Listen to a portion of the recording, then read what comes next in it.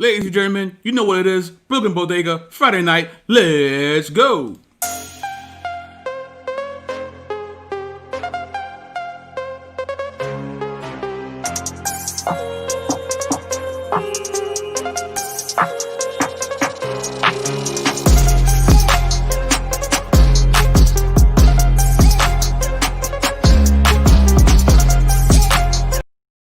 Yeah, what's good, party people? The place to be. I go by the name of the BK Apologist, transmitting all the way live. New York is the city, Brooklyn is the borough. What's good? What's poppin'? It's Friday night.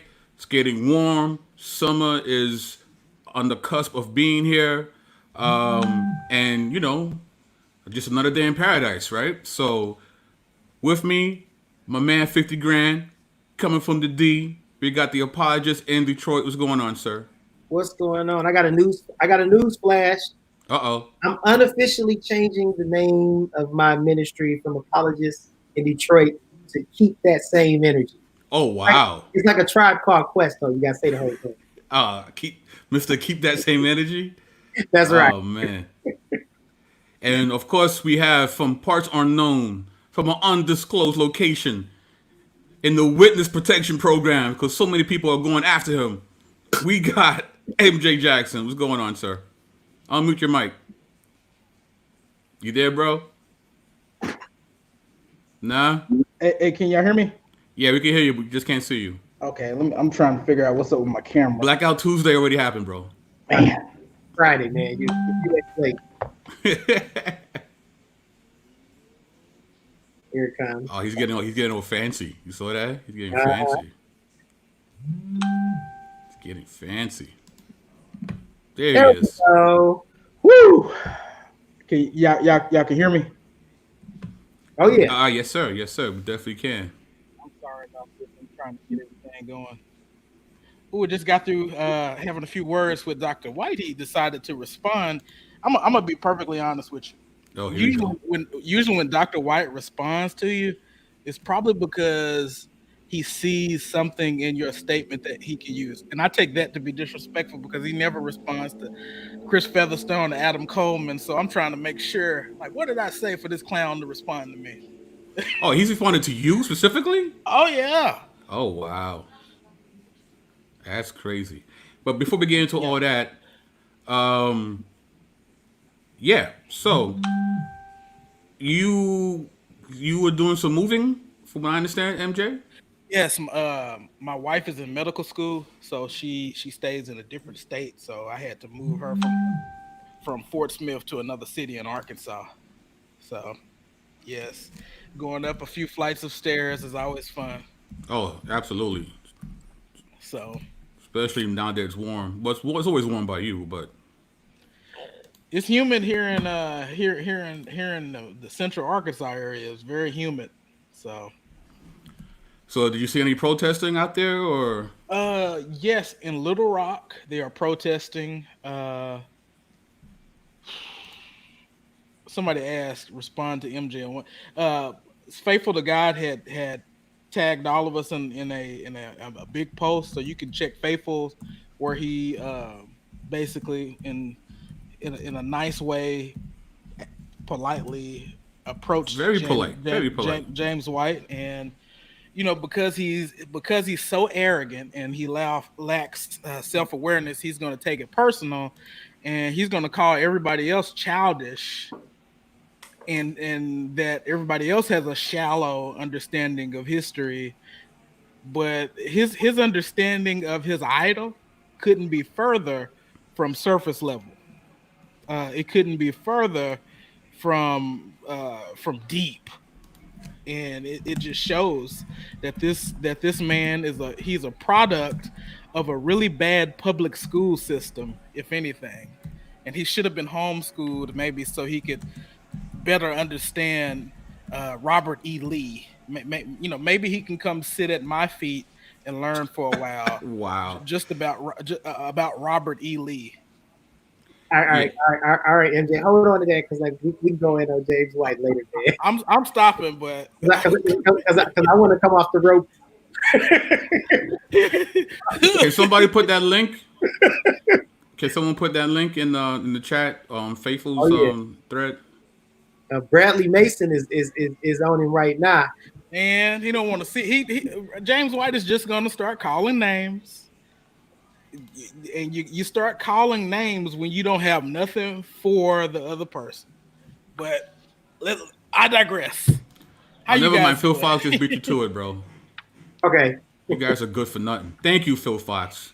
I was on there Somebody's on point tonight. Thank you, Phil Fox. 'Cause these dudes in the bodega, I don't know. Hey, I was working on it, man. Yeah. Lightly story. I'm not a good man in the chair. But speaking of dudes in the bodega, my man, Servant of Christ, just pulled up. What's going on, sir? What's going on, man? What you guys talking about? I just dropped in. I just heard James. Well, they White basically just took link. over the show from me and started talking about James White. So. Okay, yeah. So, but so yeah, I mean, what's your take on it? Since we're on it right now, this is before we continue. Did you see the thread at all? You know what? I read a little bit of it. I read his response. I'm just trying to figure out what's going on there because I just read it maybe 10 minutes ago. So I don't have a comment yet.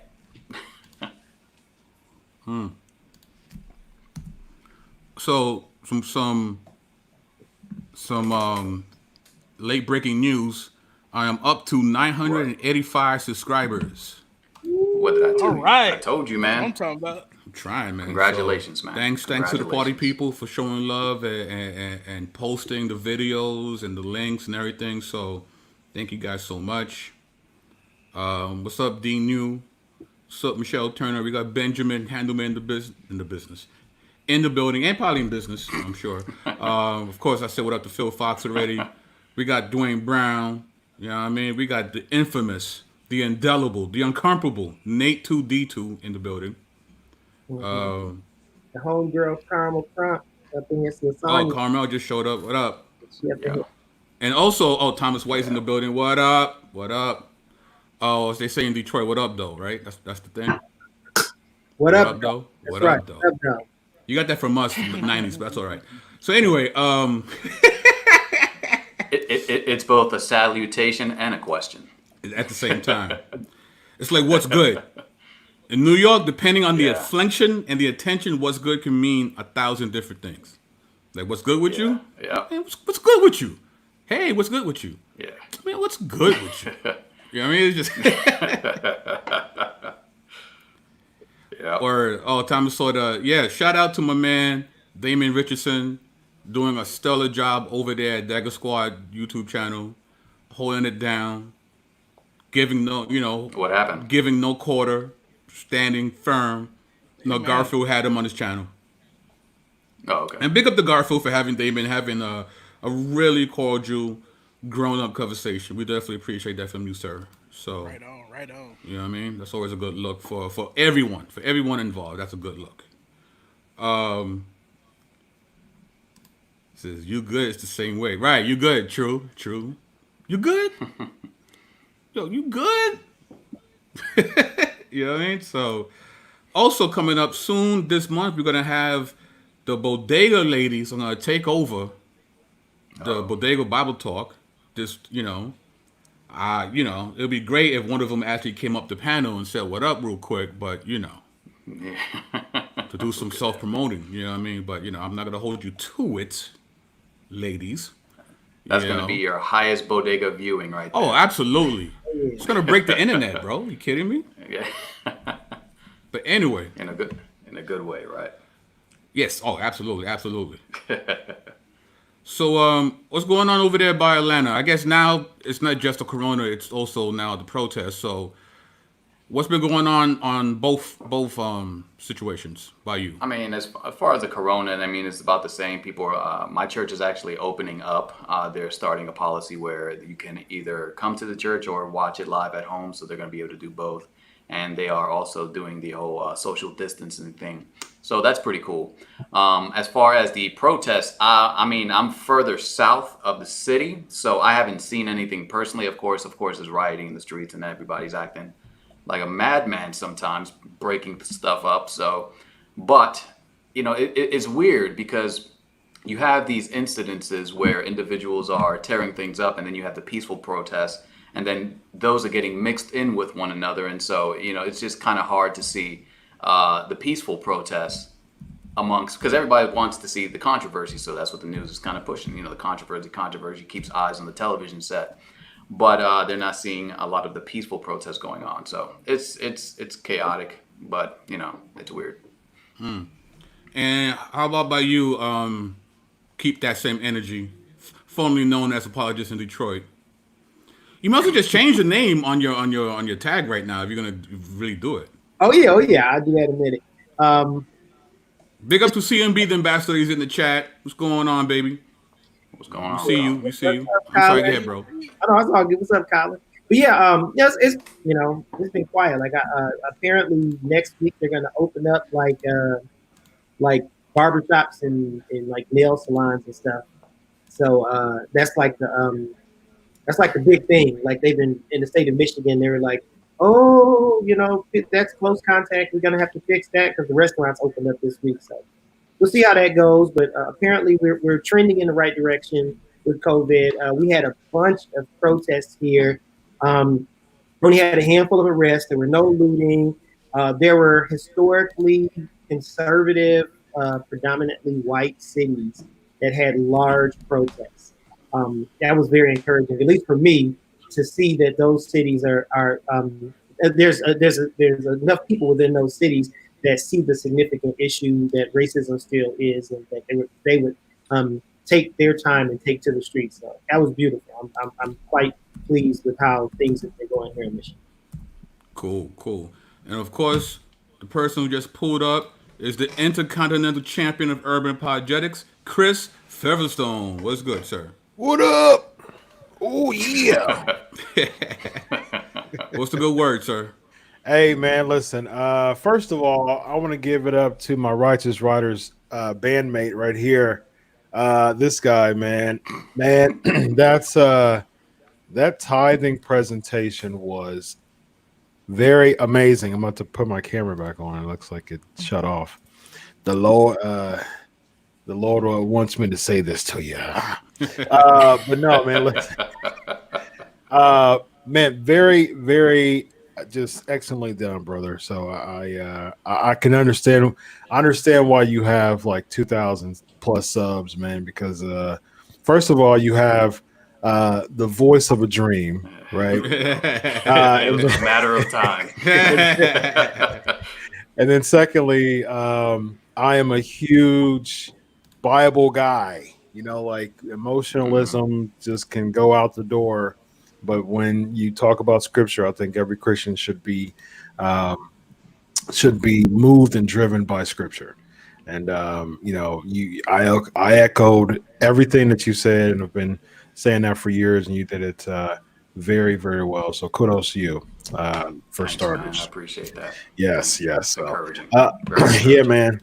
So I'm doing well, man. God is good, and I feel a lot more relieved than I did last week. Last week I was finishing up my last chapter, and this week I have submitted my last chapter. All right, Sunday night. Man. So so I have just a little bit of touch-ups to do based on my chair. She said it was very good, so that was very encouraging.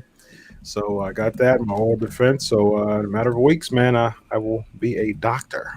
Wow. All right. Dr. Featherstone. Yeah. That's what's up. And I already asked everybody about that's what's up. So am I missing someone? Oh, okay. There you go. That's why I said. There it is. There it is. Listen, keep that up. same energy. Nice. So do we call you keep that for short or same energy? It's like a Tribe Called Quest. Oh, this dude, man. You gotta make us work. Okay. No problem. All right, so let me share my screen. Get this going.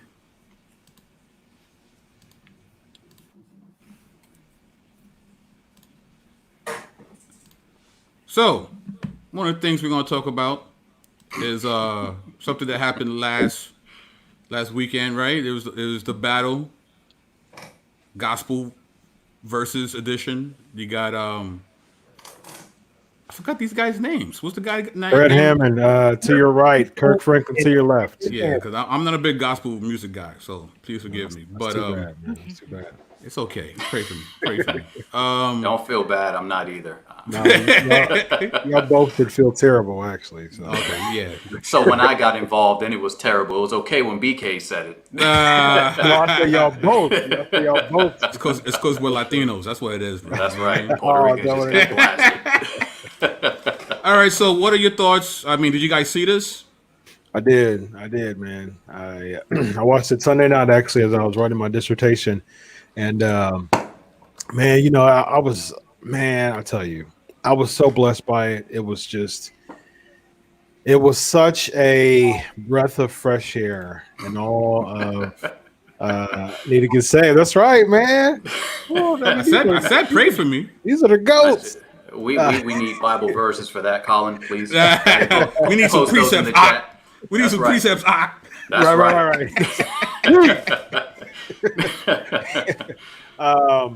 Yeah, I was so blessed by this, man. Like it was such a breath of fresh air, and all of just what's going on here in the country, and just hurt and healing at the same time. And this right here, man, when I was looking at it, I almost came to tears. And I haven't cried in years. I'm not a crier, but man, I was watching. Yes, you this. are, you big baby. Come on. No, I haven't. You can ask anybody who knows me. Like my He's wife crying right now.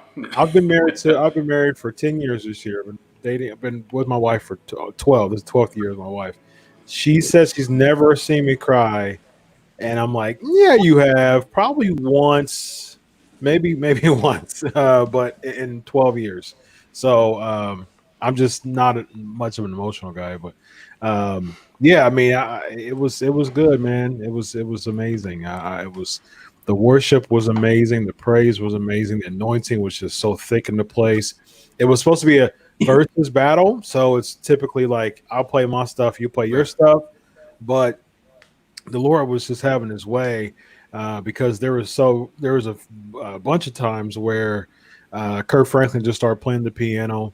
And Fred just started singing, man. And it was just, the anointing was just so thick in that studio. And it was an amazing time and well needed. It was giving me stimulation as I was writing my dissertation. Dr. Stoneheart. It was refreshing to me as I was writing my dissertation. And it was so refreshing to me as far as just what's going on in this country. So it was incredible. One of the best things I've watched all year, definitely. To the people in the chat, I mean, I guess it wasn't really a battle, but if it was a battle, who you think won in the chat? Well, it was. Bro. It was over before it began. How Because so? it began with Kirk saying there would be no Kirk Franklin without the GOAT. Without Freddie, right? Oh, okay. Well, that's it. He acquiesced. That's it. Game over. Yeah, and he said at the end too. Thank you. Humble brag, yeah. As I'm writing my dissertation. Cool. So Jake started off with, you know, his he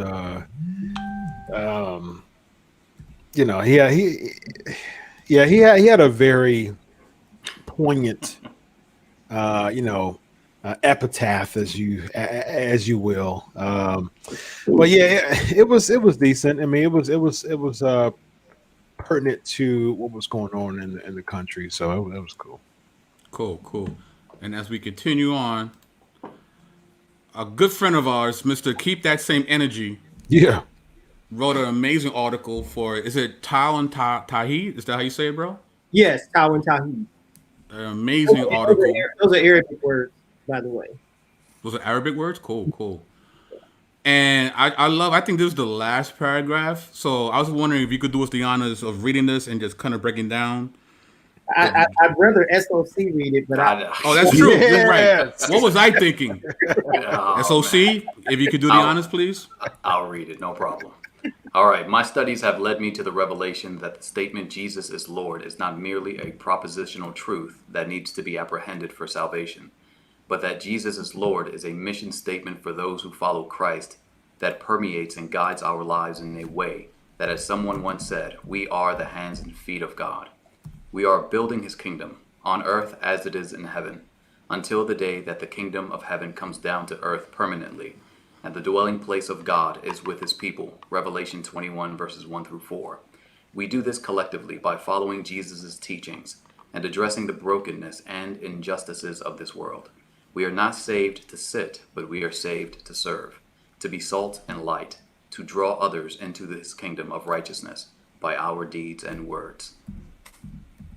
Amazing. So keep that same energy. Can you please expound upon this article that you wrote?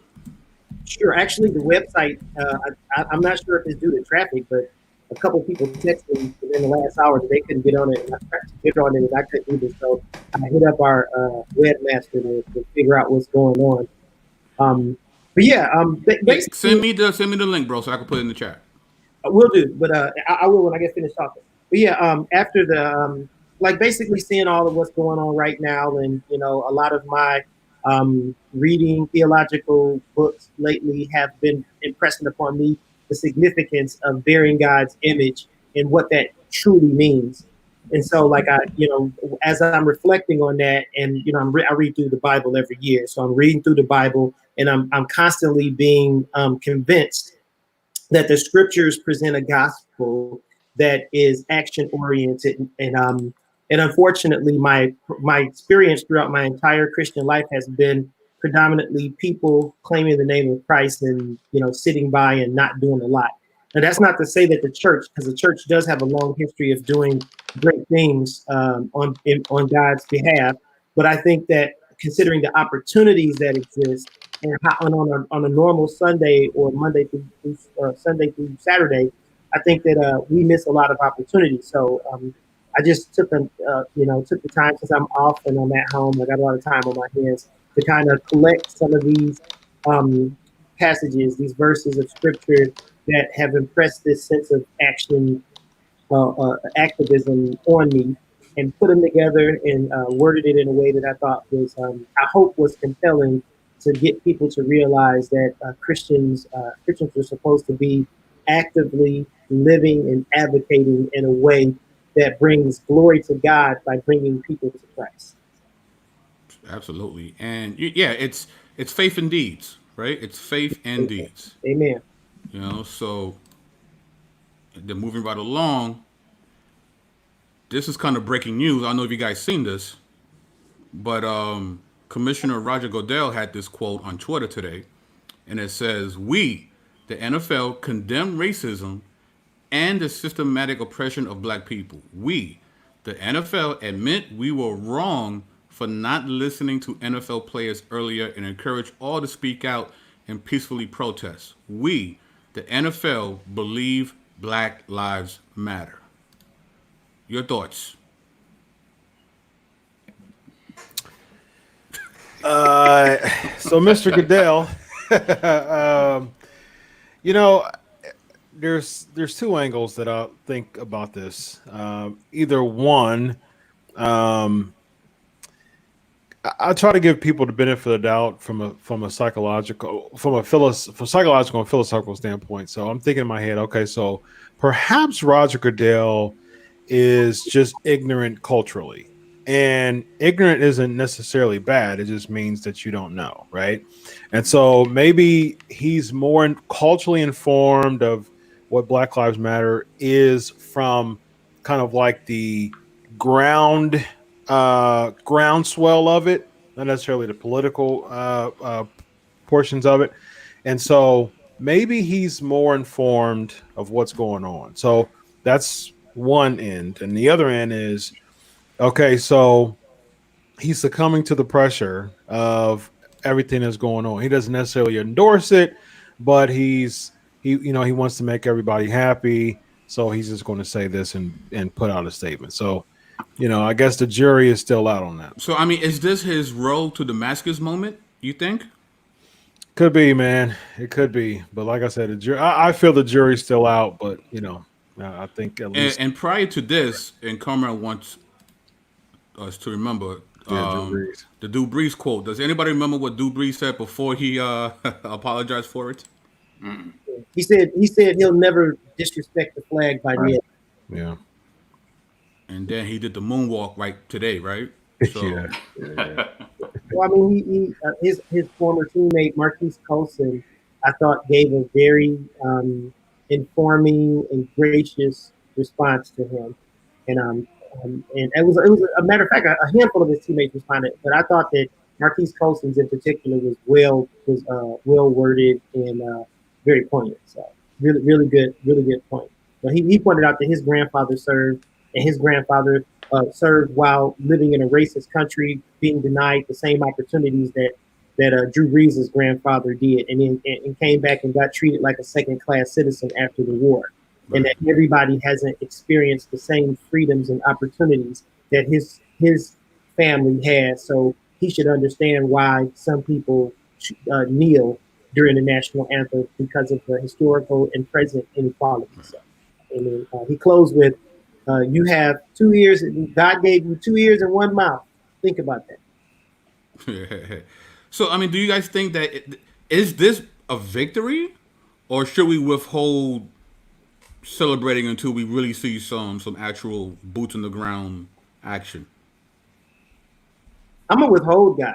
I just think that anybody, like, we have a very we have a very short mind, like short term memory society, where every month or so we're talking about something different, and what seemed like the end of the world last month at the very moment seems insignificant. So I'm grateful that he made the statements that he made. I watched the video on ESPN. I'm hoping that he maintains, he keeps that same energy and follows through with some action. Yeah, I saw what you did there, bro. I saw what you did there. Yeah, nice. That's real smooth.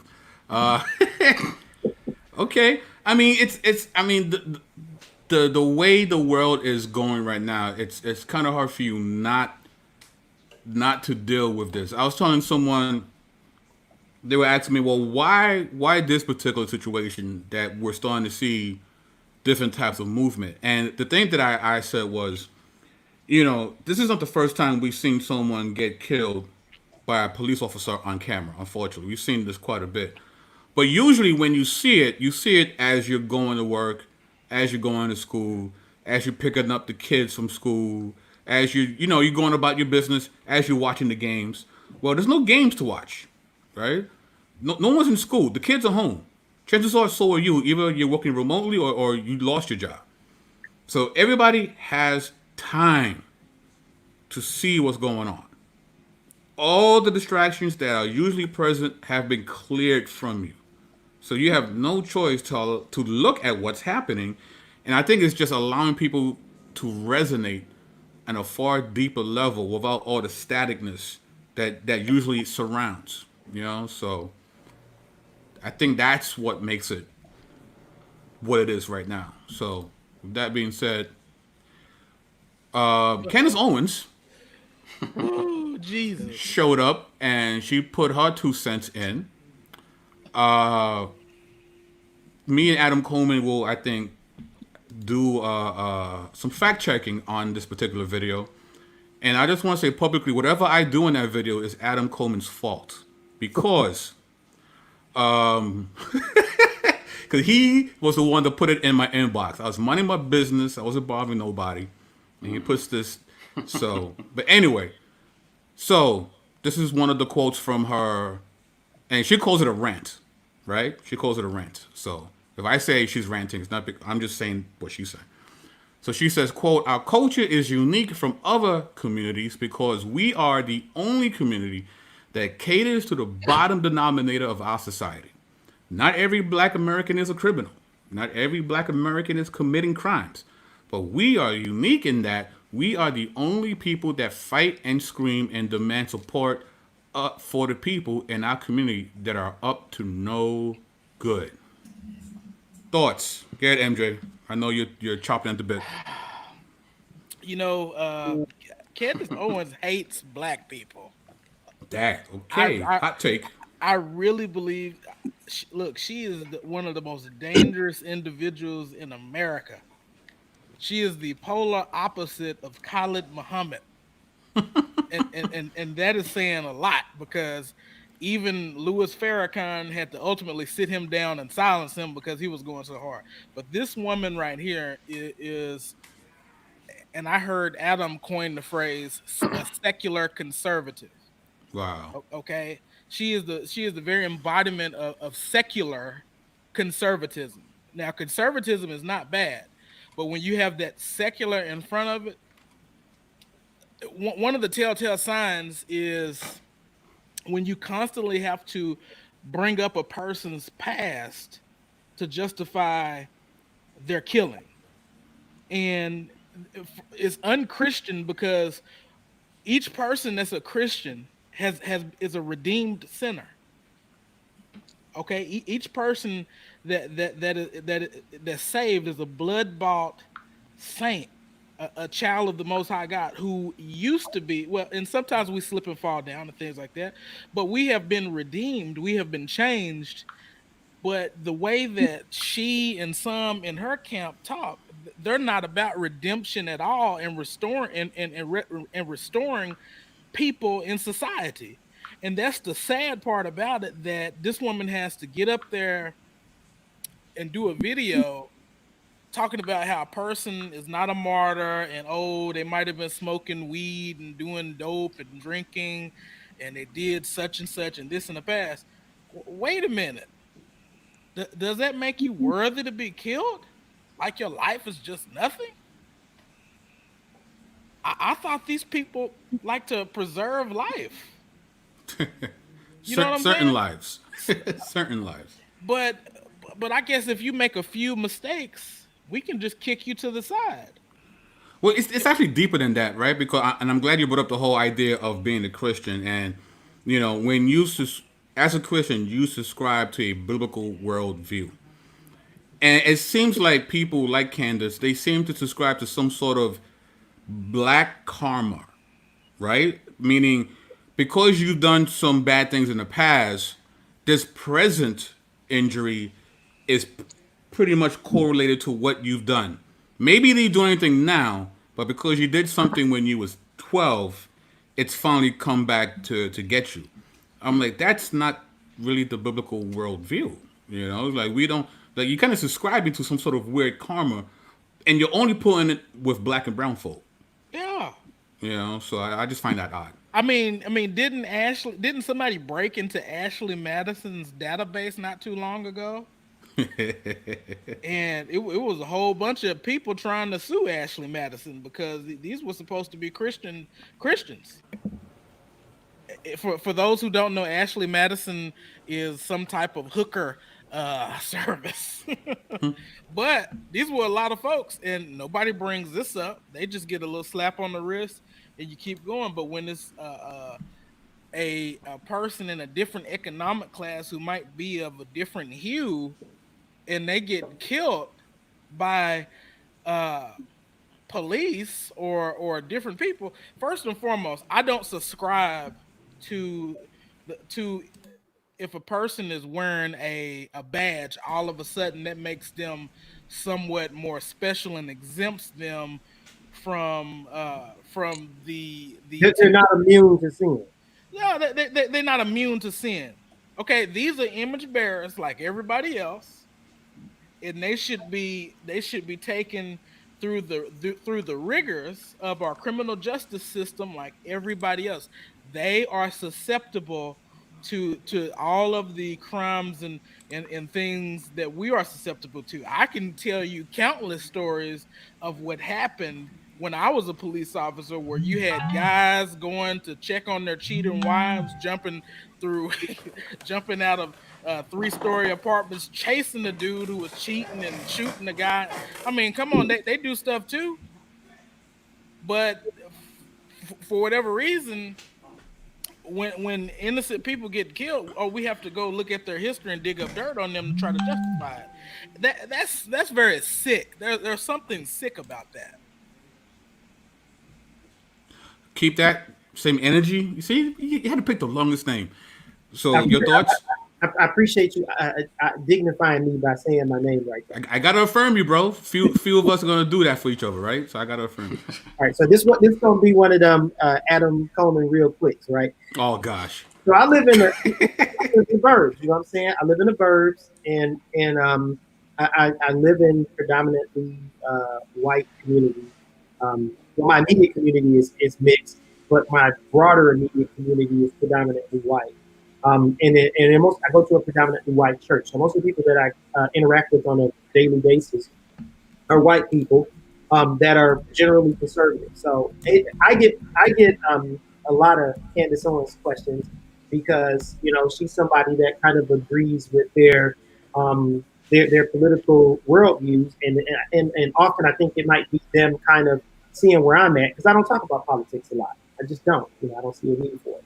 Anyway, so I have as a person who reads a lot on history, I take issue with Candace Owens because Candace Owens, in my opinion, is so committed to her narrative of pushing the Republican Party that she she's either intentionally omits, or she's ignorant of the fact that she leaves out pertinent information that matters for what she's trying to present. She leaves out the fact that Abraham Lincoln said things like, I don't think that blacks should have the right to vote. I don't think that they should have the right to intermarry. I don't think that, this is after he became president, leading up to him becoming president. He said very similar remarks. He sent a letter to Horace Greeley during the Civil War and said, if I could win this war without freeing the slaves, I would. You know what I'm saying? So, to me, she that's just Abraham Lincoln, and that's surrounding the freedom, the actual literal freedom that wasn't really freedom. See Neffy's post earlier about the 13th Amendment in the 60s, where we ain't even free. They just said, hey, if you do something illegal, we can still be a slave, right? But yeah, so that then there's you got Ronald Reagan and Richard Nixon, calling black people from the UN monkeys on a telephone call. Adam Coleman did a video on that a couple of years ago. You got Richard Nixon in the Tough on Crime, which was code according to his campaign manager, because they knew that they couldn't say overtly racist comments. To me, it's just like she romanticizes the Republican Party. These are the people that loved you as black people, cared about you, and have actively promoted policy that's in your best interest. And that can't be further from the truth. It's not to say that they don't do good for us or they don't have some good aspects of their platform, but it's certainly not as romantic and it's certainly not as clean or as helpful as she often presents it out to be. Likewise, I often get a lot of Thomas Sowell, the economist, right? Here's something that I think people miss, like they don't think about. Thomas Sowell is still with us, right? And you think about that. Think about that while I'm pointing out this real quick. Thomas Sowell is still with us. Malcolm X was born in 1925. Martin Luther King was born in 1929. Thomas Sowell was born in 1930. They were all contemporaries social activists at the same time. Two of them are dead. One of them is still alive. The one that was still alive is a guy that was saying that blacks aren't treated that bad. There is a guy who's been pushing a narrative that governmental help and support to blacks destroys our community, and that we weren't unfairly treated economically for like 50 years now. This guy's been selling that narrative. So I have I feel like the way that they present the narrative on their platforms is harmful to image bearers of God, and therefore I get a little emotional, and my bad, Chris Featherstone, because me and him was talking about this earlier in the background. I do get a little emotional when you bring up these two, because of the people often who are presenting them or asking me about them are, I think, assuming that I'm going to say, yeah, that's a good person, when to me it's like there's a lot of I think there's a lot of harm with people like those, So All right, stepping off my milk crate. Anyone else? Because there's a couple other quotes I have from her video. But if you guys want to talk about this, yeah. She's dangerous, man. But somebody else go ahead. Here we go. No, but okay. So here are a few just kind of bullet point thoughts. There's a lot that I have to say about this, but I'll give a few bullet point thoughts. Okay. I don't roast Candace Owens as much as people do, like the as far as the intensity. You will never see me endorsing, lauding, sharing, like none of that with with Candace Owens, because at the end of the day, there's a secular conservative is a very appropriate term for that, and it's an agenda. I think the last time I checked, it was over there was about 5.5 million views that she received on that video. So I mean, of course, without the leading of the Holy Spirit, we're in a brand society that you're going to say whatever you want to get likes, and that promotes your brand. So you're gonna do those things. You know what I mean? You're gonna say things. You're gonna just say crazy stuff even sometimes. So that's just a part of the branding process. That's with a lot of politicians. That's what I would say most politicians, whether left or right. But I will say this. I will say that listening to the whole thing, there were many elements of that I'm a very critical thinker. So I don't like the craziness that she says. I tag that on. Oh, that's just Candace Owens. You know what I mean? Like she's just insane in many cases. Insensitive, yes. Tasteless, yes. Saying things that causes people to critically think from a social and economic and cultural standpoint, perhaps. So the perhaps standpoint, that's when as a critical thinker, that's when I'm always fact checking things. I'm always going deeper in my head I'm very philosophically minded, very analytical. So a claim, like when I hear a claim, I'm like evidence, claim, evidence, claim, evidence. So on videos, in order to retort, I don't like retorting out of ignorance. So when I hear a claim, I go fact check, or I try to find some evidence myself. So with that, I mean, the statistics and things like that, yes, they're disproportionate, but I think personally we can't get to the point of we just totally throw everything away because of her agenda. I implore us as a culture to look at those statistics that she said, at least think about them. That's what I'm saying. I mean, there's more to say, but I'll say that at least we can spend some time thinking about them. And a lot of times emotionalism comes up as saying, well, Candace Owens is just such a bad person. Okay, we know that, as far as just her agenda is concerned, which is terrible. I would agree with that. But I will implore us as a culture, as far as African Americans, to really consider, a lot of the things that she's saying, or just people are saying, as far as just the number. Why are our numbers so high? Why are we inclined, as far as crime is concerned? Yes, we are. A lot of times we are handed. The platter isn't as steak field and potato field, for us as a culture.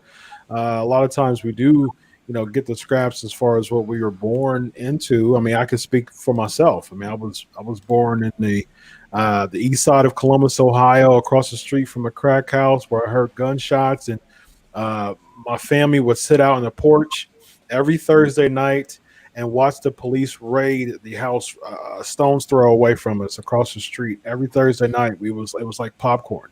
Like we would just go out there and just look at people literally jump out of the second floor of the home because they knew the police were raiding. It was a crack house. So I experienced that for 17 years of my life. So I get it. You know what I mean? And my heart goes into what can we do? How can we shut Candace Owens up? I mean that's where that's my angle. You know what I mean? And what can we do, even if she throws out those statistics, and even if she throws out things, it's not. It's we should consider it by not saying, "Oh, Candace Owens, let's just erase everything she's saying." Let's kind of let's kind of gain those remarks and then kind of analyze them within ourselves and spiritually mature minded people of how we can help from a biblical standpoint. So And I feel like that's part of what we're doing here. You know, we yeah. are analyzing what she's saying, Mhm. and we're trying to be thoughtful. You know, so Here's my issue with secular conservatives. In one breath, they will tell us not to engage in identity politics. But when it comes to criticizing black people, they'll start talking about black fatherlessness. They'll start talking about black on black crimes. They'll start talking about black education, black unemployment ratings, the black community, black out of child wedlocks. It won't do a thing to empower. Okay. Now, as Christians, we are about empowering people. And what I mean by empowering, yes, I might help you in a season, but in that season, I'm doing some things to empower you. That might be showing you how to balance a checkbook. That might be showing you how to go on a job interview. That might be doing some tangible things to help you. But at the same time, I'm trying to empower you. I'm not trying to give you a government handout or whatnot. And see, and I think that's where that might be where the left goes wrong far as giving away certain things without the empowerment aspect. But Candace Owens is not doing anything except collecting money. And I'm gonna tell you right now, if any one of us wanted to get paid, all we have to do is start blasting black people, and I bet you Alfredo will have 200,000 subscribers on his channel if he started blasting black people tomorrow. and I'm light skinned. And he's light skinned. He's a house Negro. I mean, that's just kind of like what I've been a journalist for about a decade now, and that's just kind of par for the course. It's kind of like part and parcel of what attracts people. You know what I mean? And like when I hear Candace Owens, I hear a brand. You know what I mean? And when if you just where are you at 1,000 yet? I know that you were almost there. Where you at? You're at 985. Come on, y'all. First of all, before we go any further, the dude needs 15 more subscribers. I mean, come on now. How many people we got in wrong chat? with y'all? Uh, but yeah. I mean, here's the thing. I think of things from a journalist standpoint, and so she's a brand. Yes. You know what I mean? It's everything we see. We see Tucker Carlson. We see Glenn Beck. We see Al Sharpton. You know what I mean? We see those are all brands to me. You know what I mean? And so if it's not led by Christ, you're just inclined to say anything and everything to generate clicks and generate views. And that actually puts money in your pocket by saying extreme things that a lot of it's unsubstantiated. You kind of throw everything on the wall and hope that some of it sticks. That's just a part of branding. And so I think of Candace Owens, it's the same way. You know, she's a brand. And I think that it's wise for us as Christians to not be so caught up in emotionalism, but actually fact check and get down to the brass tacks of it and to make sure how are we delivering this from a spiritual standpoint. Let's not get caught up in the emotionalism that comes with the responses from Candace Owens because people want her head on a platter. I don't think that's Christian either. You know what I mean? But at the same time, I also don't think it's Christian to laud her brand, to share and say, she, I'll vote for her if she was president. That's silly too. You know what I mean? So I think that we should really use wisdom when we come and approach these things, and Right. that would be the Christian thing to do. Keep that same energy. You want to say one more thing before we read this quote? Yeah, Ruby Bridges, first black child to go to an integrated school in Louisiana, turned 65 this year. I just mentioned that Thomas Sowell, he's 89, I think. I think we talk about the history of we talk about the history of racism as if it's exclusively the history of slavery. But racism and while slavery is a form of racism goes beyond slavery. And I don't see how you can disconnect a lot of the negative anomaly statistics when we're still people who lived it, people who are living black and white water fountains, people who are seeing crosses burning, sitting at the back of the bus, still walking this earth right now. So I think that we do need to look more into the statistics, but I also think that there's good reason to believe that what we see today is the legacy of what happened yesterday, and yesterday is yesterday, not 200 years ago. So, Right. So she says here elsewhere, just because he was a criminal does not mean you deserve to die at the knee of a police officer. I can't say it enough. No, he did not deserve to die in that manner. She added, but I also am not going to accept the narrative that this is the best the black community has to offer. Straw man munch. Yeah, so Who for said me, that? that last statement right there, to me, is one of the things that I was witnessing this week, is that she says that he's a martyr, right? That everybody was elevating him as a martyr. And she built this, again, like you said, a straw man, some kind of weird thing that nobody was holding him up as. The issue was how he was treated and the manner of his death. It wasn't that everybody was holding this man up as a martyr for some purpose or cause, but actually seeking justice for his mistreatment and how he was put to death by an officer who killed him slowly. And so that last statement, I was actually watching the video. My wife was upset, of course. But when she showed it to me, I was like, but that's not what he was. Nobody held him up as some kind of person to emulate in society. You know, we shouldn't hold anyone up to that, no matter how quote unquote good or good they are in society or whatever it is. We shouldn't hold up anyone. As far as Christians, the only one we should hold up is Christ. That is the one he is the one we point to. So if anybody's holding up an individual as a martyr versus holding up Christ, that's an issue. And I also believe that a lot of the time what happens is individuals take politics and make it the new form of Christianity. And that upsets me highly, because now what you're doing is you're elevating politics, left and right wing, so forth and so on, and you have totally left Christ on the side. It's like the the accessory to your religion of politics. Christianity is your accessory, and it should be the primary focus of your entire life. We are focused on Jesus Christ. That's who we emulate. That's who we focus to, and that's who we point others to. But when you get into politics, people start elevating these individuals as if they are some sort of God, and that's a problem.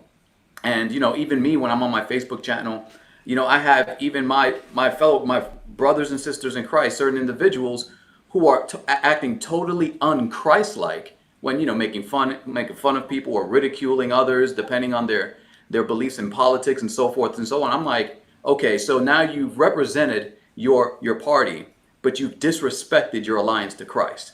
I mean, that right there is a problem. I agree. That's powerful. I agree with that. Just real quick. What I find interesting is the qualifier that she makes in this passage, right? He did not deserve to die in that manner. Mm-hmm. I don't know if anybody caught that. What do you mean? Why are you qualifying the type of way he? You know what I mean?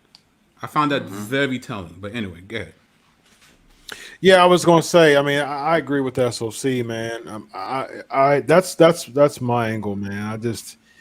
I get really grieved when politics becomes on the same level as Christianity with anybody.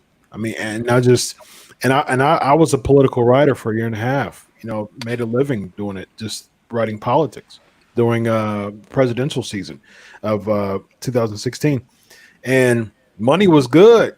You know what I mean? And I got a bunch of views, bunch of clicks. Money was good, but at the same time, when the more I start digging from a political, even a historical standpoint, I was just like, man, this is trash. I mean, this is just a bunch of empty promises, and I saw such a huge divide, from a Christian standpoint.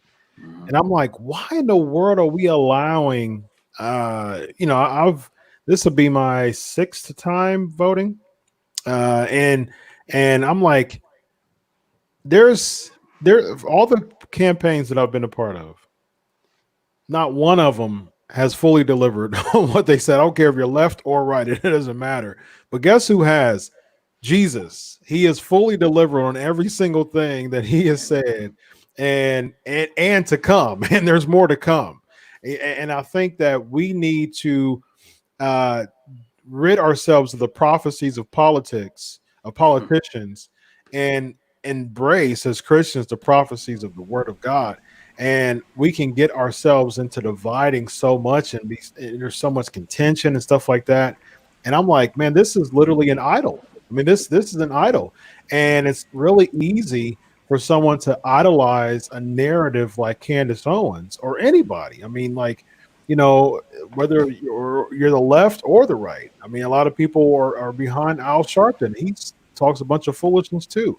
You know what I mean? And so I think from both ends, once you get to the point where you're doing a Christian tug of war and politics is the rope, I think you get yourself in a very, very dangerous place to esteem your political views over your faith, and that becomes very dangerous. I think it was Kennedy, if I'm not mistaken, saying that I'm a Christian and I'm a politician. You know what I mean? And the two doesn't doesn't bleed in together or whatever. I'm paraphrasing, but I'm like, man, that's one of the worst quotes I can ever. That's one of the worst mentalities I can ever imagine in my life. That listen, Colossians 3:17, everything that I do it unto the Lord. And so there can't be, as a Christian, there can't be any part of your life that omits Christ, that has an opportunity to have idols. You know what I mean? And to grow idols. And so I just find that very grieving to embrace any type of political agenda. I mean, Candace Owens can be on there, pick your picture. You know what I mean? I think at the end of the day, people like Candace Owens and just politicians and people who are trying to brand themselves with some type of agenda, period, it becomes disturbing when Christians have a tug of war with whose side are you on? Listen, I'm on the side of Jesus, and if it's not supported by Scripture, I don't support it. Period. Amen.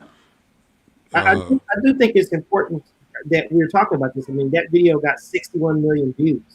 So this is, you got to think. I mean, the population of America is somewhere between 360 billion and 400 million people. Right, about 380 now, I believe. Right. That's a big chunk of the population.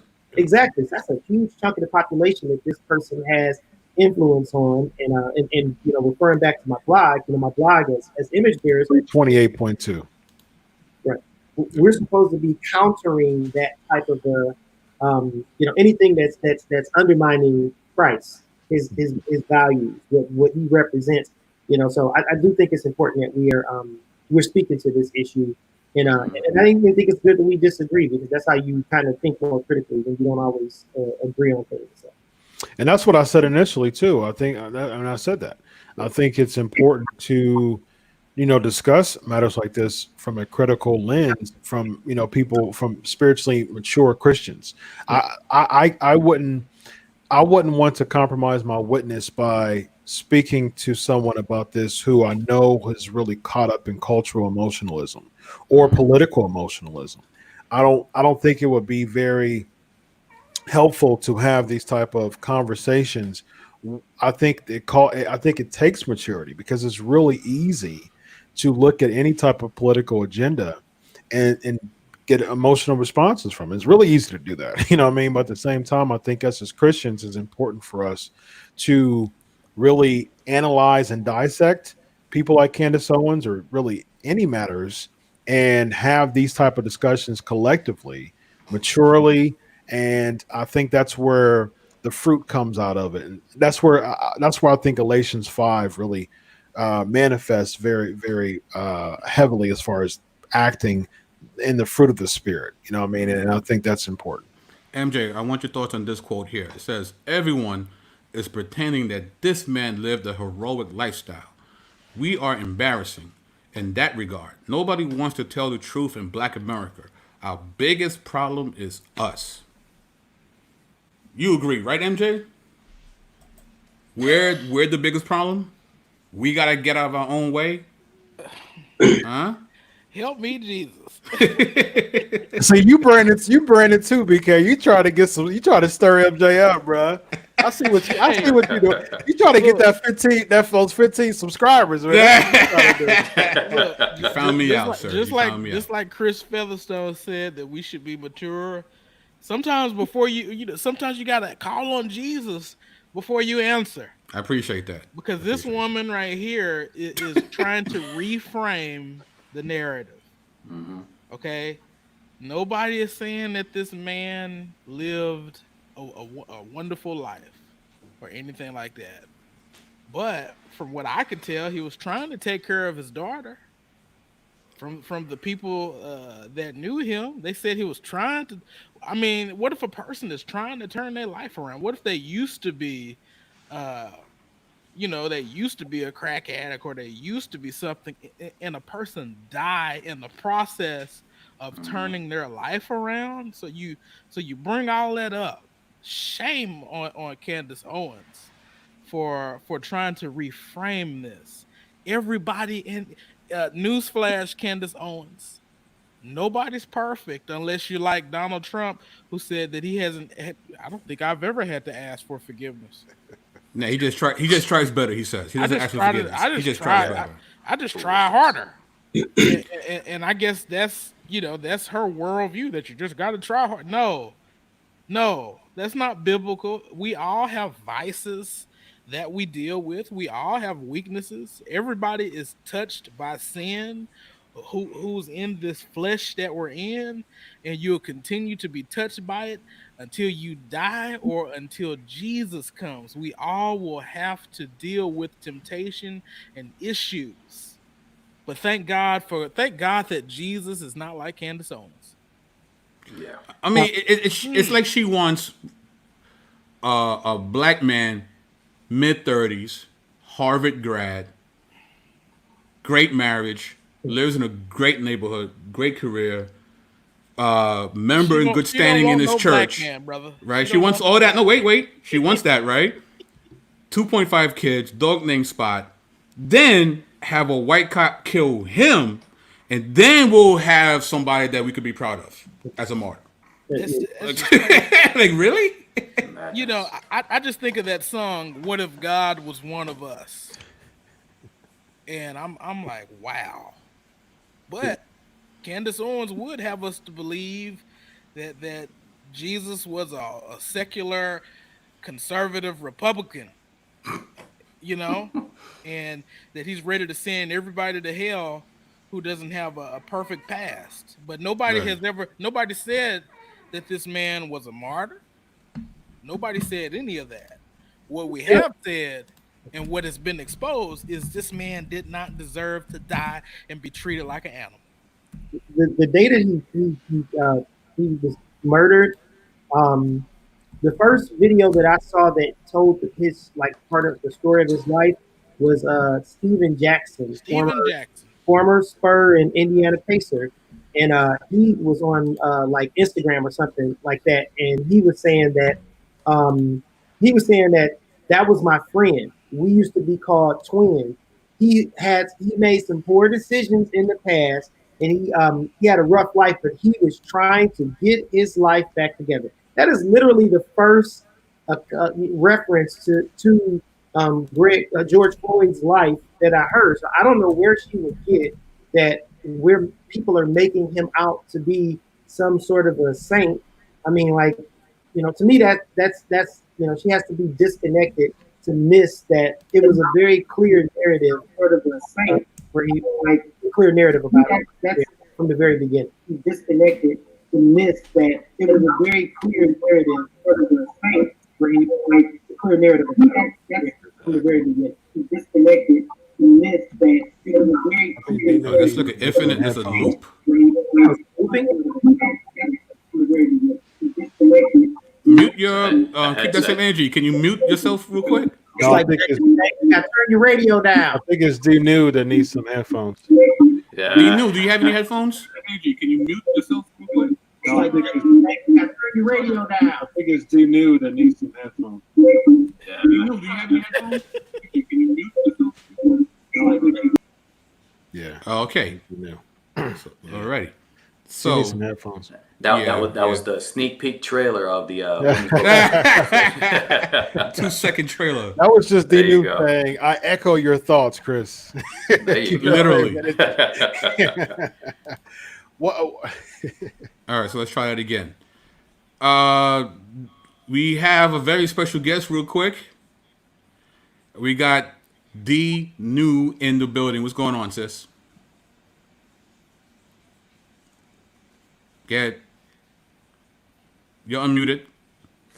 I think she muted the You stream, can't hear so us? she can't hear us. Oh, Yeah. okay. All right. So how about you come out and come back in? Maybe that will help. Yeah. Get you some headphones. And get some headphones. Please. So how about you come out and come back in? Okay. She echoes those thoughts too. And get some headphones. Can you hear me? Yes. Yeah, we can hear you. It's echo. She echoes those thoughts too. Well, that's weird. That's an ill. Hey, cut the new we're off. basically She needs a hearing better ourselves. introduction than that. Cut her off. Everybody mute yourself. She Everybody needs a mute better yourself. introduction. There we go. All right. All right, go ahead, Dinu. Unmute yourself. Oh, she's gone again. All right, Dinu. Unmute yourself. Unmute yourself. Oh, I'm unmuted. all right, go ahead. Say something. Can you hear me? Yes. Unmute yourself. But that's a weird delay. That's really. Unmuted. I am Hey, unmuted. New, do you have YouTube up on a different browser? Unmute yourself. Yeah. Yeah. That's yeah. You want to X that out. I am Hey, unmuted. New, do you have YouTube up on a different? There you go. Okay, I think everybody can unmute themselves now. All right. All right, so yes, guys, we have a special guest in the building. Sis, can you introduce yourself to the people? Well, as you see, I am D New. Very good. Yeah. Nice. And yeah, I am just here to promote Bodega Ladies coming up in 2 weeks. And how about you break down how this came to be real quick? Like, how did this? Well, I feel like you felt that there was a lack in Bodega. You feel like you needed some estrogen, so you asked, you thought to get a group of ladies together who could just bring something more to the table. Absolutely. And you guys have been strategizing and plotting and scheming behind the scenes. Yeah. So, what are some of the topics that we could be looking forward to from the Bodega Ladies? Well, definitely we'll be talking about the George Floyd situation, incident, and everything that's popped off from that. The pandemic is still happening, so we're going to talk about that as well. What else are we going to talk about? We've seen some things online in terms of social media that we want to weigh in on. And then obviously as well, who knows what's going to happen in the next couple of weeks from now till we actually go on. If anything else happens in the news, we'll probably find a way to weigh in on that as well. Oh, absolutely. As well, we have a fail-safe mechanism in place where if there's any type of lull in the conversation, we'll just go back to Damon Richardson and Polite. When all else fails, polite. Yeah. Right? Yeah. Yeah. So thank you, sis. I definitely appreciate it. What day is it? It's June what? June the 19th, 2020. There you go. First Now, ever. there you go. Now, you're more than welcome to stay if you want. No, I'll leave. You good? Okay. Thank you. That Sure. was D New, I everybody. had enough of y'all. Thank you. Yeah. Bye. Bye-bye. So you heard it here, guys. The Bodega ladies are coming through, bringing that fire. You know what I mean? Uh-oh. There's some other things, too, that I saw that's going to be really interesting. A lot of, a particular quote-unquote Christian apparel that might be questionable if they are Christian. And no, I'm not talking about SOC's lines of T-shirts. No. Yeah. Hey, he's got some dope merch, man. Speaking of He got that, some very dope merch. So, Thanks, man. but anyway, so what I would like to do now is, words have definitions and connotations. And a lot of times when we have conversations with people, Thomas, why is she sort of out, but not really? You gonna kick her out? You gonna kick her out the thing? yeah, I'm gonna have to. I can still hear echo.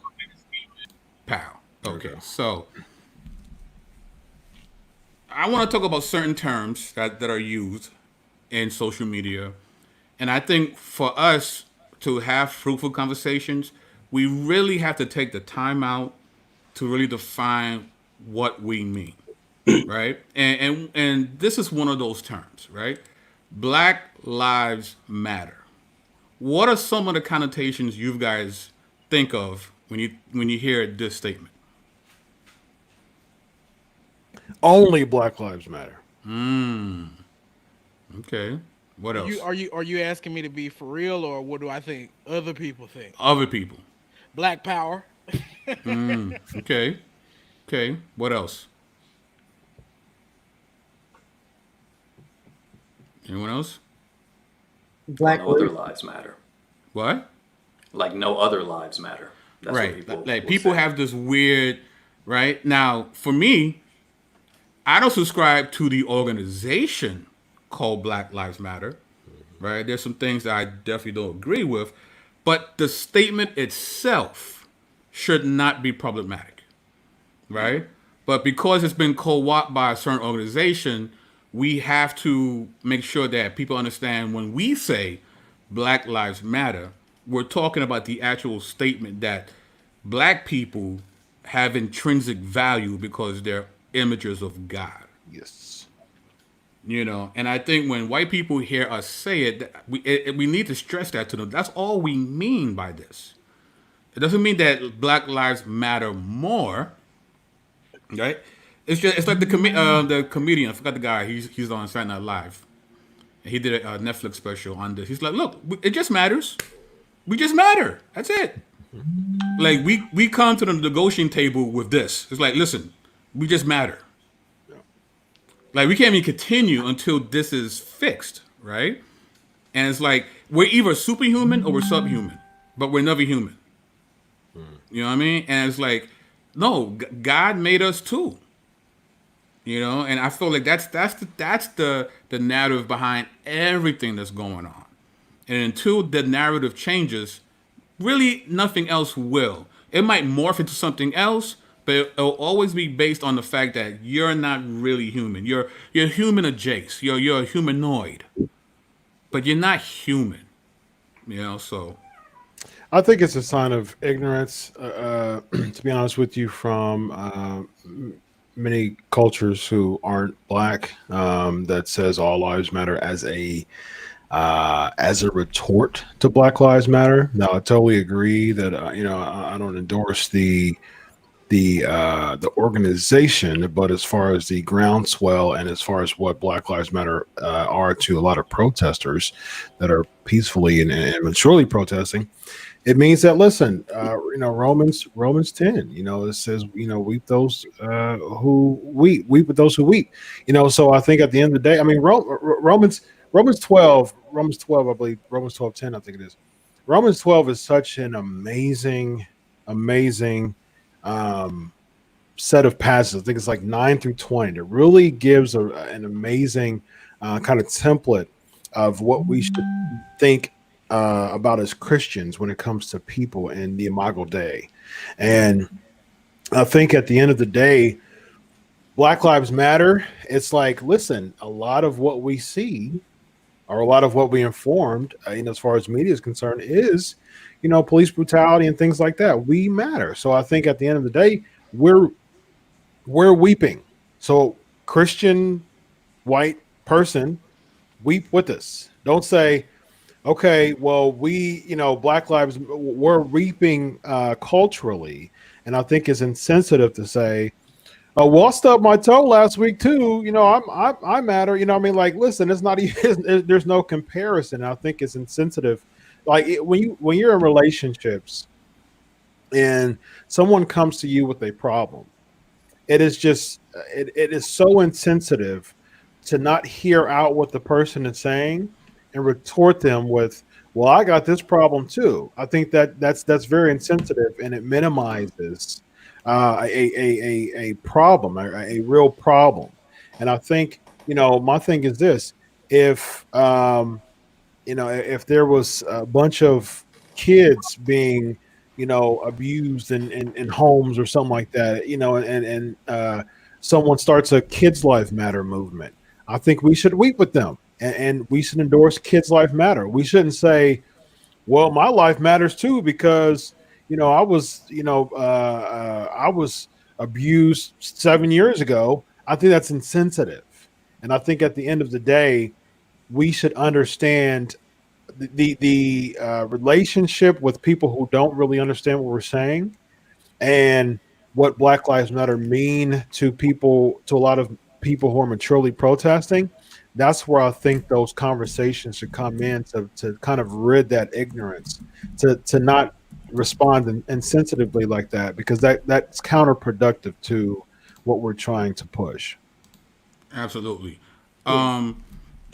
Here's another word or term. Can I throw in on something on Black Lives Matter? Sure. Right. When people bring up Black Lives Matter to me, I tether it to its origin with Trayvon Martin. And to me, the narrative of how Trayvon Martin died is inexcusable, and for the person who murdered him to be free after such is shameful, disgraceful, and deeply saddening.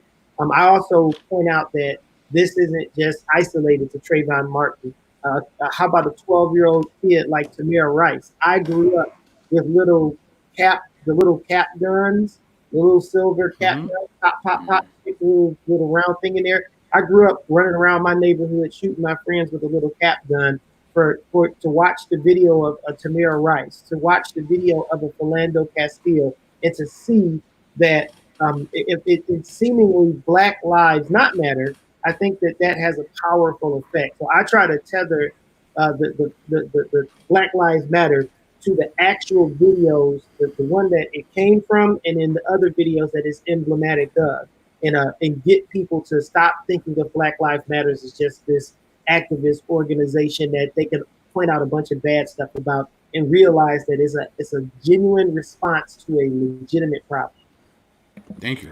We wouldn't be saying Black Lives Matter if all lives truly mattered. Simple. Absolutely. Next popular phrase that we hear throughout our culture and the interwebs: stay woke. Right? We have woke Christians. Right? We have a book by Dr. Eric Mason, Woke Church. Shout out to the good doctor. Here's Nefertiti, Christian Black woke. Right. Yeah. So it permeates throughout the UA community, right? Now, of course, certain Christians take umbrage to this particular idiom, and there is a definition that I found.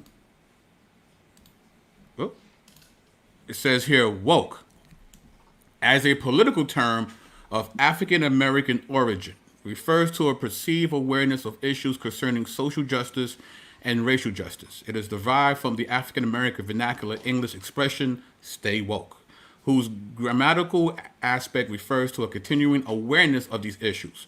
By the late 2010s, woke had been adopted as a more generic slang term broadly associated with left-wing politics and cultural issues, with the terms woke culture and woke politics as being used. It has been the subject of memes and ironic usage. Its widespread use since 2014 is a result of the Black Lives Matter movement. So again, there needs to be an explanation of why Christians would use this term. Because people would naturally think when you say you're a woke Christian, well, then you must tether yourself to a particular political ideology. Now, is that what we're doing when we say woke Christian? No. What is it that we're doing? Basically saying as Christians, we are aware of what's going on around us. Simple. You would think it would be that simple. You would think. You would think, but again, we have to explain ourselves. We have to define terms so that people don't misunderstand what we mean. It's a way to contextualize by subverting a popular idiom, right? It's no different than what Paul does in Acts 7 with the Stoic philosophers, right? Throughout that whole discourse, there is not one "Thus saith the Lord" in his whole speech. He does not quote scripture, but he does quote pagan poets, right? Some of your own poets said, "We are God's offspring." But no one would think that Paul is advocating the god Saturn by saying that, right? That was not understood. People understood that, well, in this particular place, we both agree. So let's work from this particular foundation, right? But that's what you do when you're used to sharing your faith and talking to people about the gospel, because you want people to understand where you're coming from. So what you're doing, right? You got to talk the language of the person you're speaking to. So yeah, woke means what? You're aware of things for what they really are, not what they appear to be. You read between the lines. You know, you could see the nonsense from a mile away. I'm enlightened, right? Well, if you're so big on that, man, do we have the ultimate wokeness for you? It's the gospel. Yeah. Because you get the mind of Christ. You see things the way the Bible sees. And nobody's more woke than that dude. Right? So, and me personally, I feel like when people critique the usage, I gotta be honest, I do question how often they work their ministry. You know what I mean? Because when you're constantly talking to people and having conversations, you're trying to get your point across. So you're going to convey and contextualize the best way possible. I mean, that's what Jesus did with parables. It wasn't that he was just a big fan of agriculture and sheep, right? These were the people that he was talking to. Mm-hmm. Even the moniker Jesus is Lord was a play on the fact that in Roman culture, Caesar was Lord. Right. You know, so it's like, you know, that's not like original biblical, like unique words. No, most of the concepts in the Bible were widely used concepts within culture that were adopted in order to communicate more clearly in an oral cultural society. Absolutely. When Paul says the fullness of the deity dwells in bodily form, you think any self-respecting Jews walking around calling Yahweh a deity? That's very much a Greco-Roman term. Yeah. But who was he talking to again? Right? So, Right. Anyone else? Well, I think part of the challenge is we live in a very callous culture, a very selfish, self-centered, narcissistic culture, and people intentionally want to create straw men so that they don't have to concede a good point. You know, they don't want to acknowledge that they don't want to accept or acknowledge the fact that there is a contingency of American society that's not treated fairly. They don't want to acknowledge that. So they would rather believe that the bad part of Black Lives Matter or the bad part of woke is what you're talking about than actually deal with what you're actually presenting. Exactly. Here's another one. Evangelical. What do people think when they hear this word now? What's the most current iteration of this term? Donald Trump. Wow. That's what you think of when you think of evangelical? Wow. I think Amazing. of right-wing political voting bloc. Right. I Right. think of That's sad, man. what's that pastor's name? I think of Robert Jeffries Oh Lord. and Paula White. Oh, Wow. sorry about that. Oh man, Paula White said that she had some vision of Donald Trump riding a gold horse or something like that. Like, are you? No, man. She makes That my Yeah. was, That's some she makes my high-powered team. drugs. That's some And- high-powered Yes. drugs, boy. Hey, Alfredo, that's why I posted. I said all those words were swirling. I meant to post that article with Paula White saying that. So obviously that was left out, and everybody was like, "Is Matt going crazy?" No, it was. I forgot to post what she said, but she's talking about he's riding with Jesus Wow. during the apocalypse. Yeah, I'm let's like, not Wow. hope let's not hope that's just some type of like ridiculous fantasy or It's something. not hyperbole. It's not hyperbole. She literally meant that. She said she literally had a vision of that. But what does the word actually mean, though? I understand means, that's how it's being used, but what does it mean? It comes from the Greek word euangelo, which means to witness. Right. So the word itself isn't intrinsically evil, is it? No, it's not at No, all. right? I mean, and we're all witnesses of Christ's redeeming work, right? So by that sense, we are all evangelicals, right? Absolutely. But again, defining terms, right? You can't just say I'm an evangelical and leave it at that. You have to unpack that for people. Now, what I found interesting, and I got to give a shout out to Damon Richardson because he put me onto this. Did you guys know that there was a National Association of Evangelicals? I didn't know. Yes, there's a national association. Evangelicals are a vibrant and diverse group, including believers found in many churches, denominations, and nations. Our community brings together Reformed, Holiness, Anabaptist, Pentecostal, Charismatic, and other traditions.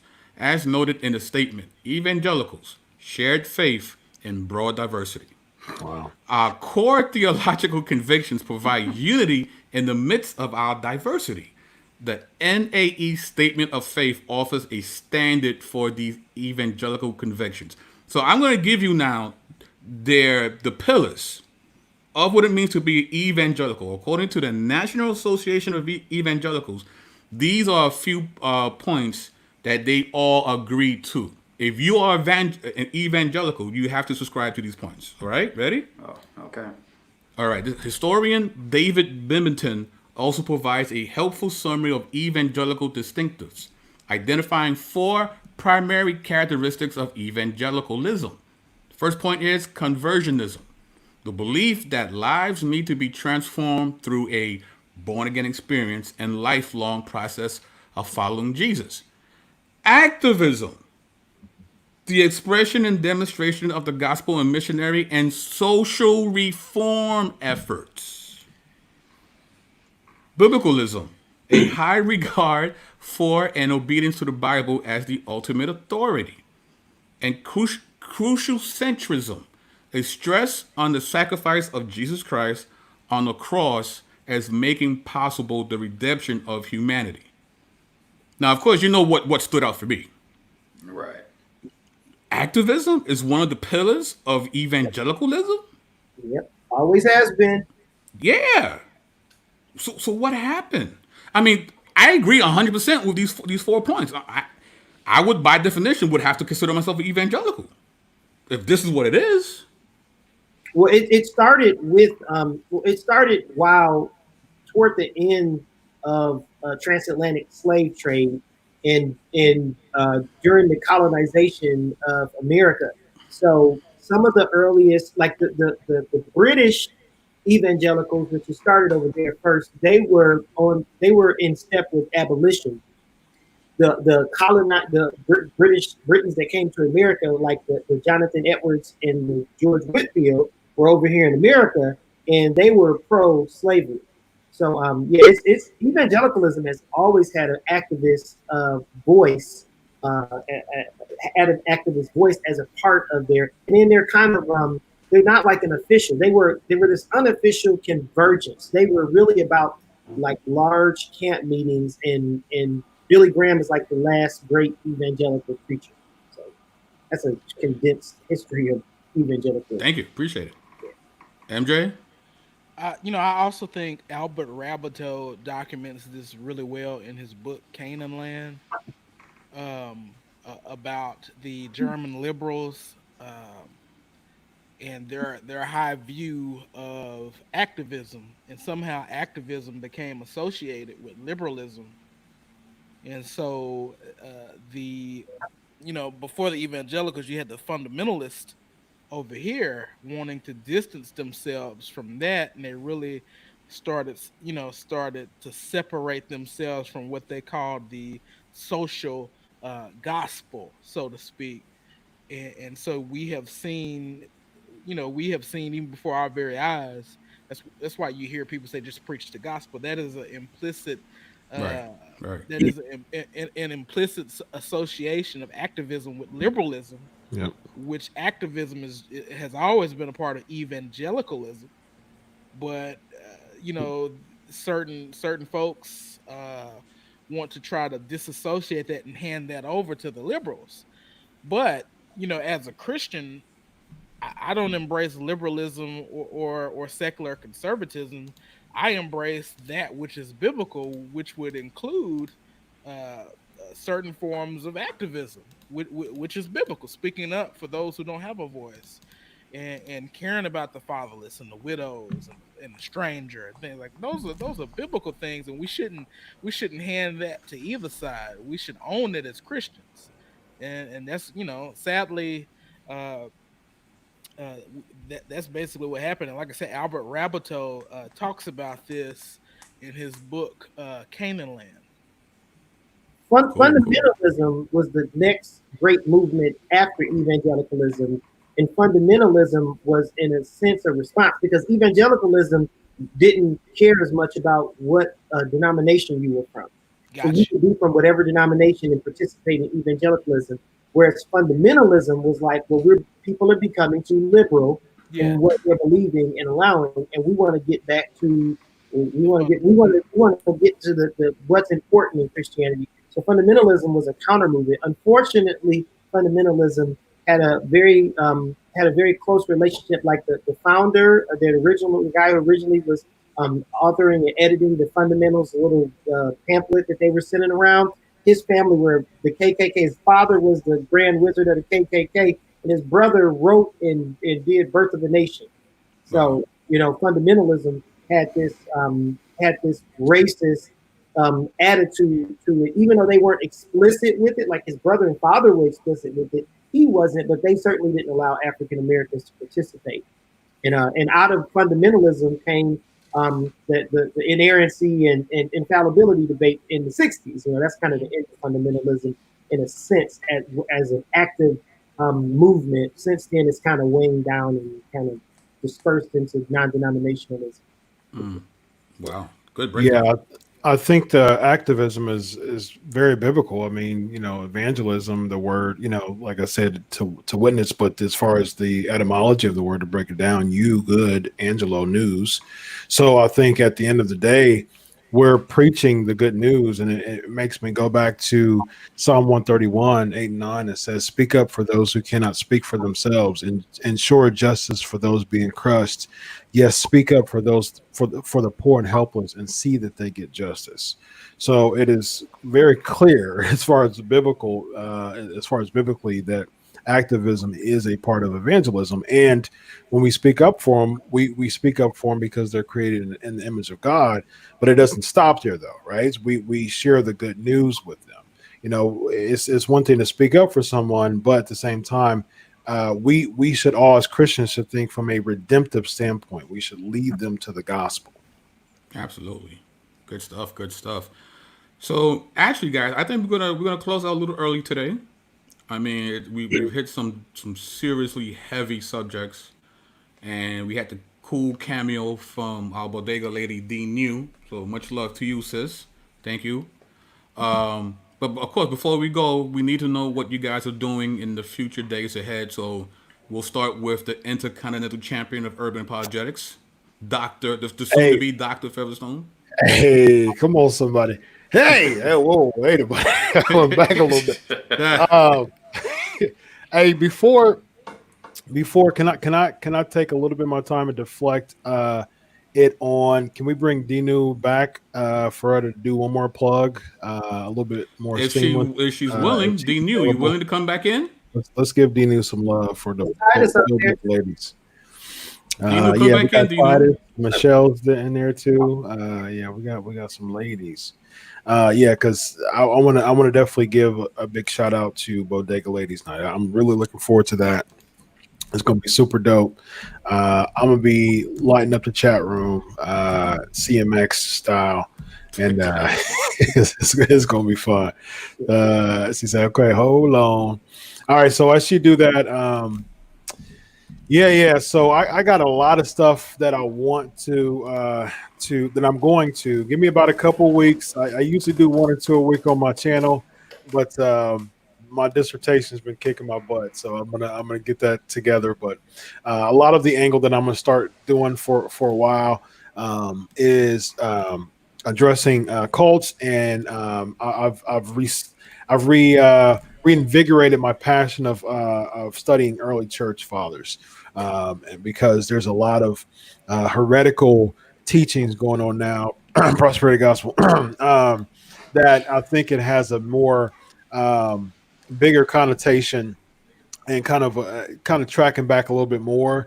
So I think it's important to address a lot of the heresies in the early church, like Sabellianism, Valentinianism, Marcionism, Manichaeism, and things like that. Those are very, very important to really understand the Council of Nicaea and to really highlight, because a lot of people don't really know about a lot of those heresies that was going on in the 2nd and 3rd and 4th century. Early 4th century, but definitely 1st and 2nd and 3rd century, and people like Irenaeus, and that was of course Athanasius and things like that. So it's important to address those things for us to have a better understanding of why fundamentalists, as far as the true and living gospel. So yeah, I'll be doing a lot of that. Lord. Cool. And Mister, keep that same energy. What's going on with you, sir? What's going on? I'm going to be participating in another panel discussion with the Lift Every Voice. Hopefully y'all caught that last one. It's on my Facebook page if you haven't. This time it'll be a smaller panel. It might just be me and one other person, or maybe 3 of us. And one of the persons is a YouTuber who holds the position, the preach the gospel position, or something like that. That doesn't agree with social activism. So it'll be cool. So it'll be a discussion, kind of a quasi discussion debate. That should be coming up in the near future. I'm still trying to get that the kind of history of racism narrative thing down into a video form. Phil Fox was talking to him yesterday. Should be working with him to kind of knock some of that out, and working on my next blog. Cool. And we should all get Candace Owens. We should all try to collectively have Candace Owens sit on the bodega one night. Oh, that would be amazing. Yeah, that would be amazing. Yeah. The new, you know some people, right? You can pull some strings, right? Yeah, I'll get back to you. My people call your people. Son of Christ, you dropped a really dope video. Can you tell the people exactly what that video was? Yeah, so I went into tithing, and I traveled from the Old Testament into the New Testament, giving a detailed explanation on the source and the origin of tithing, and how it does not apply to us as Christians today being mandated to give 10% of our income. Instead, we are asked by God to give from the heart cheerfully.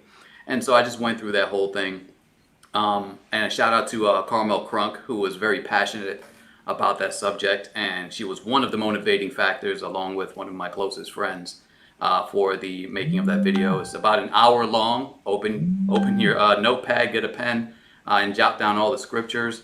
I think it was very impactful. I'm hoping that it reaches thousands of people, because I know personally from the experiences I've had with other individuals, they are pretty much in bondage to that, and a lot of the pastors and preachers who follow that whole thing, they kind of hold that over their congregations as a burden.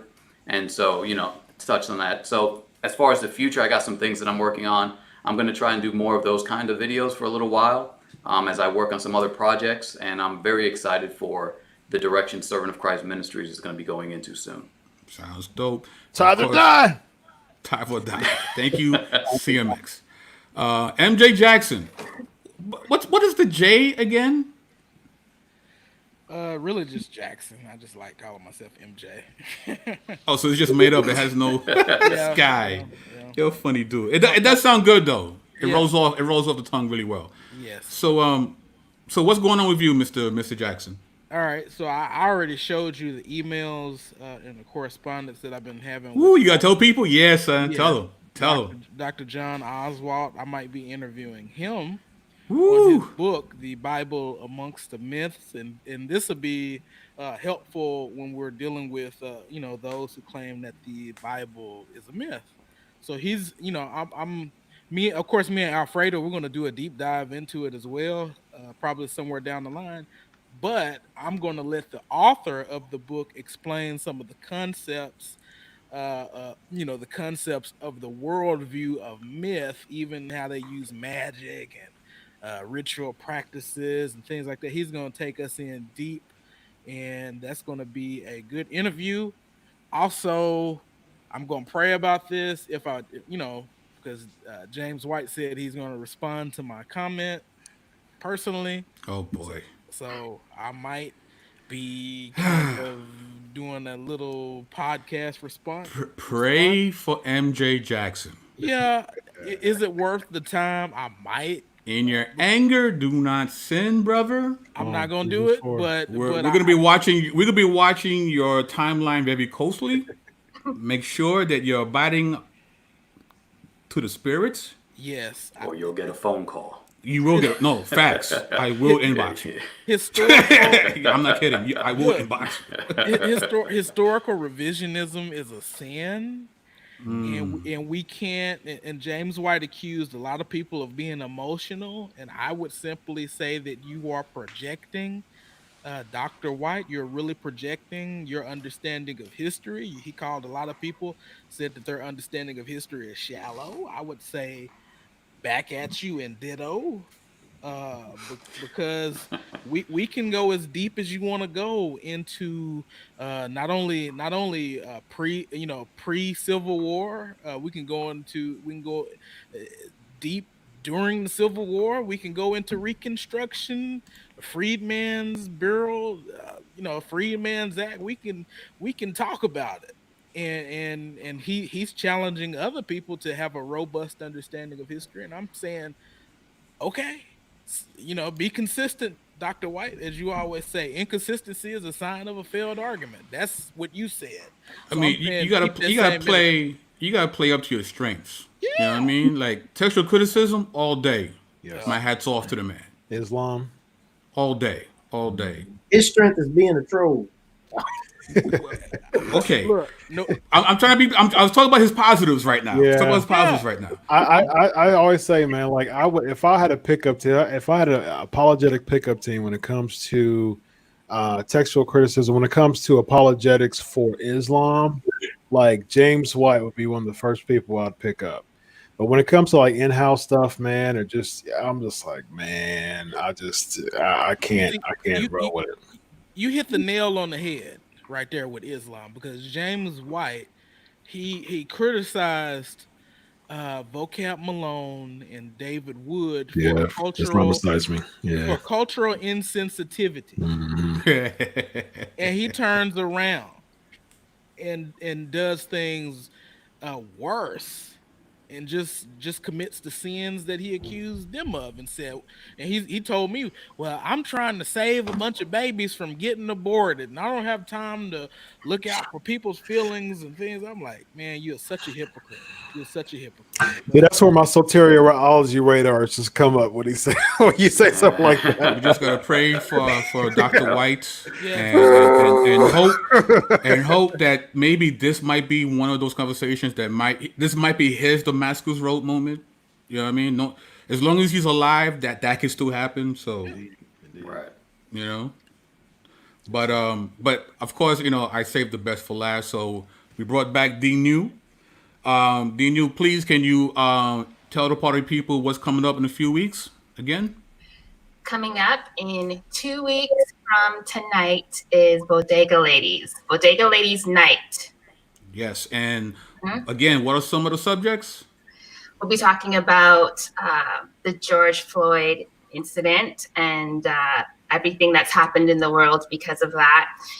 We'll be talking about the pandemic again. Really, we're just really trying to make this comparable to your guys' barbershop talk. It's gonna be hair salon talk next Friday. 2 weeks from tonight. So Absolutely. Looking forward to it. yeah. Yeah, actually, Featherstone feels your pain because he was complaining on Facebook that he couldn't get a touch up on his coif. Yeah. You know what I mean? What God? Come on, so hey. You about to have a good. Yeah, I identified with him. Every post, just because I didn't like it, doesn't mean I didn't like it. Yeah. Hey, Dinu was one of my biggest supporters on IG. Like she felt my pain. So Amen. Every day. When one part suffers, right? That's Yeah, right. Oh man, this was dope, guys. Thank you so much, D-New. Keep that same energy. My man, Dr. Featherstone, servant of Christ. Doctor. And Dr. MJ Jackson. Shalom. Shalom. And of course, the BK apologists. It's been dope. Catch you next week. Same bat time, same bat channel. Peace. Later.